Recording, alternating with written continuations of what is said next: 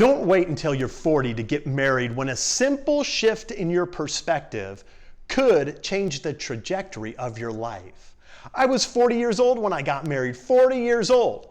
And here's the funny thing about life is I always thought as a young man that I would go to college, meet someone special, we'd fall in love and get married. But college came and went. For sure it would happen in my 20s, but my 20s, they just flew by. So obviously it's going to happen in my early 30s, but those days were coming close to an end as well. So I dated, and I dated a lot. And I wrestled with questions like, what's wrong with me? Why am I not finding the right one? You see, I had a good job and I'd made some wise investments as a young man, so I knew my career and my finances were not the issue. I had a master's degree hanging on my wall, so I knew intellect was not a problem. I was a church-going Christian and I had faith in God and my faith was growing, so I knew my spiritual life was not the issue. My social life, man, it lasted from the time I woke up to the time I went to bed. And adventure was only one plane ticket away. So fun and socializing, that wasn't the problem. And then something incredible happened in my early 30s. I met the one, and we got engaged. And all the frustration and confusion of dating came to an end until I found out that she wasn't the one. So dating during that time, it just became messy. And you might have heard the saying, if you dig a hole deep enough, you'll find yourself in China. Well, I dug a hole so deep that I moved to China. And after living there for 2 years, I finally had returned to the United States and it hit me. I'm 36 years old and I'm still single. So I dated, and I dated a lot. Social media, it was new at the time, so I would meet people on social media and we'd go out on dates. I tried the internet dating, and I'd meet people in social settings and we would date for some time and then it would just kind of lose its fun and we would just call it a day. And next thing I knew, I was 37 years old. But then, at age 38, my friend Greg and I were out golfing. And he asked me some questions about a person I was spending some time with. And I went into the story of how we met and what was going on. And before I could get to the conclusion of my story, he interrupted me and he says, "Let me guess how this ends. She bugs you and it's no longer fun."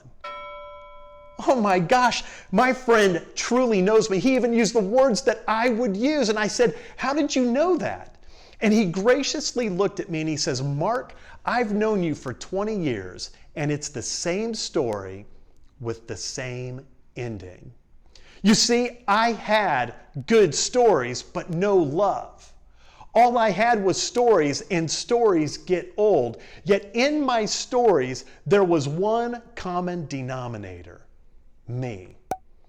I was the problem. I was the one afraid of long-term commitment. You see, if someone didn't come along and break the pattern of my thinking to help me see the reality of the stories I had created, I'd probably still be single.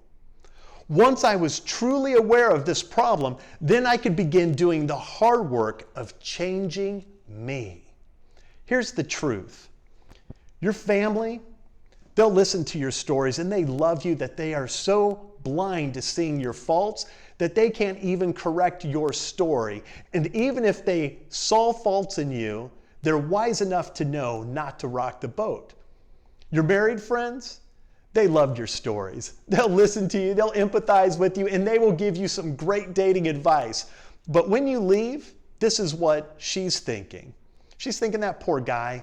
I only wish I had a friend that I could set him up with." And you know what your guy friend's thinking from guy to guy? He's looking at you and he's going, "You're full of it. You've got excuses." Because he's already made that commitment and walked down the aisle.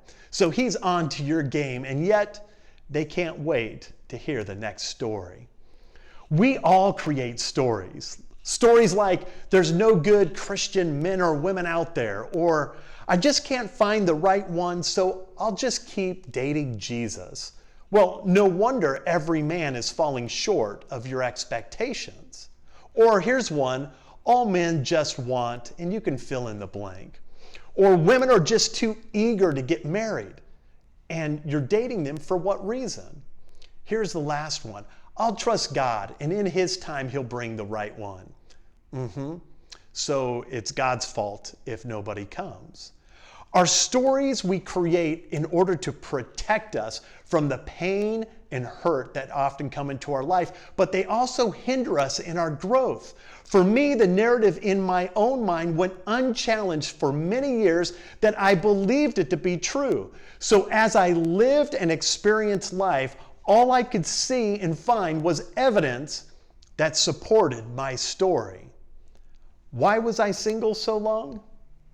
I created it. I bet you have stories too. Stories of why you haven't found lasting love, or why that person's not calling you back after several really good dates, or why you run away from love and intimacy. Do you want to meet the right person? Just as my story was interrupted, I wonder what your life would look like if someone came along and interrupted your story. Do you want to keep your story, or do you want to find lasting love? Change your story, change your life.